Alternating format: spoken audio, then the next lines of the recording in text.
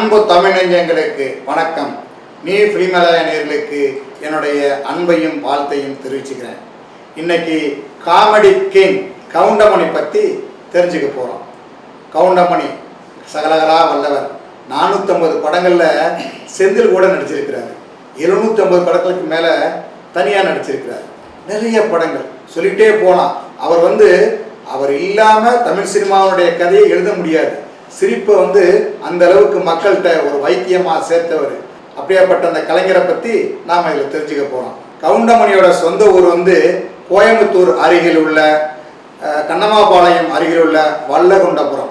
அந்த கிராமத்தில் கருப்பையா காளியம்மா இந்த தம்பதிக்கு மகனாக பிறந்தவர். அவருக்கு ஒரு அக்கா, அவங்க மயிலாத்தா.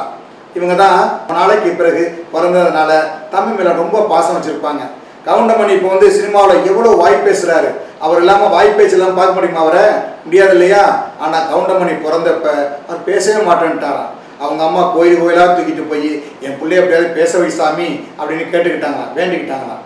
ஒவ்வொரு முறையும் பையன் பேச மாட்டானா அப்படின்னு ரொம்ப ஆசையாக பார்த்துருக்காங்க. அதன் பிறகு பேச ஆரம்பிச்சிருக்கிறாரு. அது பேச மாட்டார், மெதுவாக தான் பேசுவாராம். அப்படி ஒரு குணாதிசயம் அவர்கிட்ட. அதன் பிறகு ஸ்கூலுக்கு போகிறாரு, படிக்கிறாரு. இப்படி இருக்கும்போது அவருக்கு நாடகத்தின் மேலே பிரியம் ஏற்படுது. நாடகம் பார்க்குறாரு. நாடகம் பார்த்துட்டு வந்தால் வீட்டில் அந்த நாடகத்தில் நடிகர்கள் எப்படி நடித்தாங்களோ அதெல்லாம் நடித்து காட்டுவாராம்.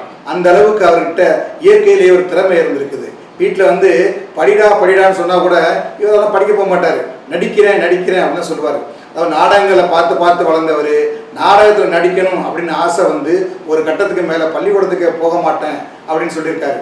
சரி, அவங்க அக்கா என்ன பண்ணுறாங்கன்னா, மயிலக்கா அவங்க அழைச்சிட்டு சென்னையில் நாடக சபாவில் சேர்த்து விட்றாங்க. ஒரிஜினல் பாய்ஸ் கம்பெனி இருக்கு இல்லையா, அதில் சேர்த்து விட்றாங்க. பையன் எப்படியா வளரட்டும், அவன் ஆர்வத்திலே வளரட்டும் அப்படின்னு சொல்லி சேர்த்து விட்றாங்க. வீட்டுக்கு செல்ல புள்ள, ஒத்த புள்ள, அதனால் அவங்க மேலே அவ்வளோ பிரியம்.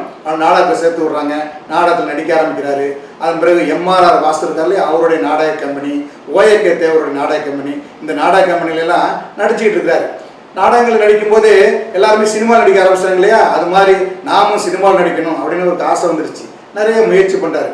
நிறைய முயற்சிக்கு பிறகு சர்வசுந்தரம் படத்தில் ஒரு சின்ன கேரக்டர் கிடைக்கிது, நடிக்கிறார்.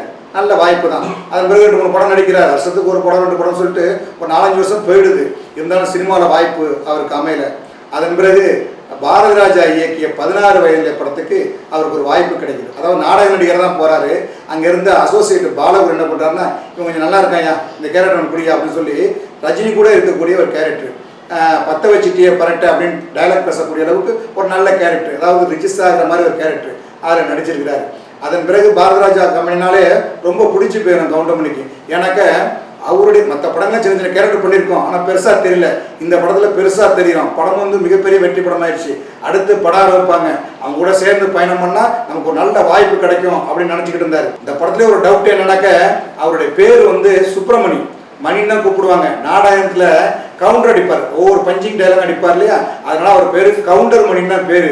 ஆனால் படத்தோட டைட்டில் எழுதும்போது உதவி இயக்குனராக இருந்த பாக்கியராஜ் என்ன பண்ணாருனாக்க, கவுண்டமணி நினைச்சிட்டு கவுண்டமணின்னு எழுதிட்டாரு. அதாவது அவசரத்தில் டைட்டில் போகணும். அதை பார்த்துட்டு அவர் கேட்டிருக்காரு பாரதிராஜா டைரக்டர், இவங்க பேர் கவுண்டர் மணியா, கவுண்டமணின்னு எழுதுனேன் அப்படின்னு கேட்டிருக்காரு. அவர் ஒன்றும் புரியாமல் நின்றுருக்காரு.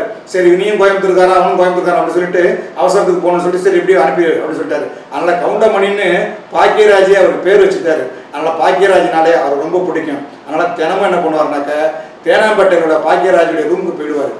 என்ன ராஜி, என்ன டைரக்டர் முடிவு பண்ணுறாரு, அடுத்த படம் யார் நடிக்கிறாங்க, எனக்கு ஏதோ ஒரு வாய்ப்பு வாங்கி கொடு, ஏதோ ஒரு சான்ஸ் வாங்கி கொடு அப்படின்னு சொல்லுவார். அழைச்சிட்டு போவார், காப்பி வாங்கி கொடுப்பாரு, தம் வாங்கி கொடுப்பாரு. இப்படி ஜாலியான ஒரு ஆளாகவே இருந்திருக்காரு. பகலில் நாடகத்துக்கு போக வேண்டியது, ஈவினிங் நாடகத்துக்கு போக வேண்டியது, நடிக்க வேண்டியது. நைட்டு 9 மணி 10 மணி ஆனால் பாக்கியராஜை பார்க்க வந்துடுது. டைரக்டர் என்ன பண்ணுறாரு, அடுத்து என்ன பண்ணுறாரு அப்படின்னு ரொம்ப ஆர்வமாக கேட்டுருக்காரு. ஆனால் பாக்கியராஜ் நான் சொல்கிறேன்னு சொல்லியிருக்காரு. ஏன்னா அவருக்கு ஒரு கேரக்டர் இருக்குன்னு இவர் மைண்டில் ஃபிக்ஸ் ஆகிடுச்சு. கதை வாத்தின் போது கவுண்டமணிக்கு ஒரு கேரக்டர் இருக்குது அப்படின்னு சொல்லி ஃபிக்ஸ் ஆகிடுச்சு. இருந்தாலும் எடுத்துன்னு சொல்ல முடியாது இல்லையா. கதையெல்லாம் முடிஞ்சு யார் என்னென்ன கேரக்டர் போடுறது அப்படின்னு சொல்லி முடிவு பண்ணும்போது பாக்கியராஜ் சொல்லியிருக்காரு, அந்த வில்லன் கேரக்டருக்கு கவுண்டமணியை போடலாம் அப்படின்னு. அவன் முடிய மாட்டேன், சரியில்லையா, வேண்டாயா அப்படின்னு பாரதி ராஜா சொல்லியிருக்காரு. ஆனால் ஒரு நல்ல கலைஞனாக பெருசாக வருவான் அப்படின்னு பாக்கியராஜுக்கு நம்பிக்கை இருந்தாலும் ரெக்கமெண்ட் பண்ணுறாரு. இல்லையா, வேணாயா அப்படி சொல்லிடுறாரு. அதன் பிறகு நிறைய நடிகர்கள் பார்க்குறாங்க, நிறைய தேர்வு பண்ணுறாங்க, ஆடிஷன் எடுக்கிறாங்க. ஆனால் அதுக்கு பொருத்தமான நடிகர்கள் கிடைக்கவே இல்லை.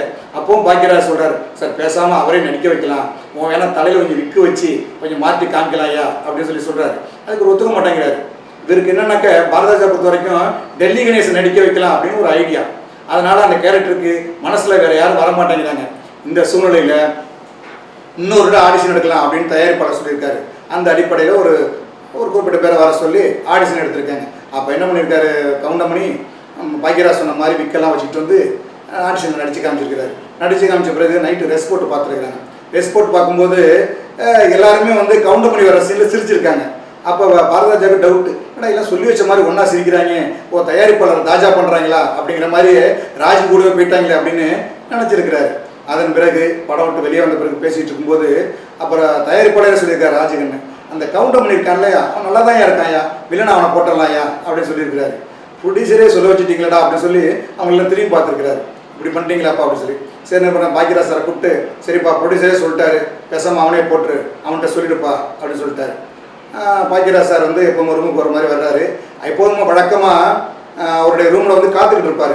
ராஜி என்ன நடந்ததுன்னு கேட்பார் இல்லையா, அதுக்காக வந்து கவுண்டமணி காத்துட்டு இருப்பார். அன்றைக்கின்னு அவர் வரல. இவர் போயிடனே அவர் கேட்குறாரு பையன்ட்ட, எப்பா கவுண்டமணி நான் வந்தாரா அப்படின்னு சொல்லி. வந்தாருங்க, இவ்வளோ நேரம் இங்கே தான் இருந்தார், இப்போ இந்த எல்டாம்ஸ் ரோட்டில் பக்கம் போயிருப்பாருங்க அப்படின்னு சொல்லியிருக்காங்க அந்த பையன். அந்த பிறகு அவர் நடந்தே போய் எல்டாம்ஸ் ரோட்டில் கவுண்டமணி சந்திக்கிறாரு. 4-5 பேரோட பேசிட்டு இருக்கும்போது இங்கே வாங்க அப்படின்னு கூப்பிட்டுருக்காரு. அவர் போயிருக்காரு. என்ன டைரக்டர் என்ன சொன்னார், என்ன பேசுனீங்களா அப்படின்னு கேட்டிருக்காரு. அம்மாவும் பேசணும், இங்கே வா நான் சொல்கிறேன் அப்படின்னு அழைச்சிட்டே போயிருக்காரு. பக்கத்தில் தான் எத்தாப்பில் வந்து தேனாம்பேட்டை சிக்னலில் வந்து ஆலயம்மன் கோயில். இந்த ஆலயம்மன் கோயில் வாசலுக்கு அழைச்சிட்டு போய் பாக்கெட்டில் இருந்த சூடன் எடுத்து இதை சாமிகிட்ட பற்ற வை அப்படிங்கிறாரு. அதாவது அப்போ வந்து நைட்டு 12 மணி முடிஞ்சு 1 ஸ்டார்ட் ஆக போகுது. அந்த மாதிரி டயத்தில் 12:01 அந்த சூடனை படுத்தி சாமி வச்சு கும்பிடு, வேண்டிக்க, நீ நல்லா வருவே அப்படின்னு சொல்லியிருக்காரு. உடனே கவுண்டமணிக்கு வந்து அவரை பார்த்துட்டும் அழுக வந்துருச்சு. நமக்கு மிகப்பெரிய ஒரு வாய்ப்பை கொடுக்குறாருன்னு சொல்லி ரொம்ப சந்தோஷத்தில் அழுதுருக்கிறாரு. அதாவது ஆலயம்மன் கோயில் வாசலில் நள்ளிரவில் விடிய காலத்தில் அழுதுருக்கிறாரு. அவ்வளோ சந்தோஷம். அழுக வந்து சந்தோஷத்தில் வந்து அழுக. அதாவது இவ்வளவு பெரிய ஆளுங்களை சிரிக்க வச்சவர், இவ்வளவு மக்களையும் சிரிக்க வச்சவர், முதல் வாய்ப்பு பெரிய வாய்ப்பு கிடைச்ச போது அழுதுருக்கிறாரு. அந்த படத்தில் சொன்னது போலவே ராதிகாவுக்கு முறை மாமனா, அதாவது அக்கா வீட்டுக்காரரா, பாஞ்சாலின்னு பேசிக்கிட்டு நகைச்சுவையோட ஒரு வில்லன் கேரக்டர் நடித்தார்.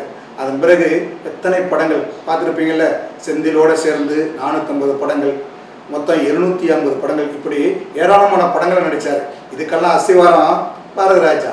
பாரதிராஜா என்கிற மகத்தான கலைஞன் பல கலைஞர்களை கொண்டு வந்திருக்காரு. அதில் ஒருத்தர் தான் கவுண்டமணி. சின்ன சின்ன கேரக்டர் நடிச்சிருந்தவரை ஒரு பெரிய கேரக்டர் நடிக்க வச்சு ஹீரோக்கள் கூடலாம் நடிக்கிற அளவுக்கு கவுண்டமணி வந்திருக்காருன்னா அதுக்கு அவருடைய காரணம், அவர் போட்ட நம்பிக்கை காரணம் இல்லையா? சரி, மீண்டும் இன்னொரு நிகழ்ச்சியில் சந்திப்போம். இந்த வீடியோ உங்களுக்கு பிடிச்சிருந்தா லைக் பண்ணுங்கள், கமெண்ட் பண்ணுங்கள், ஷேர் பண்ணுங்கள், சப்ஸ்கிரைப் பண்ணுங்கள்.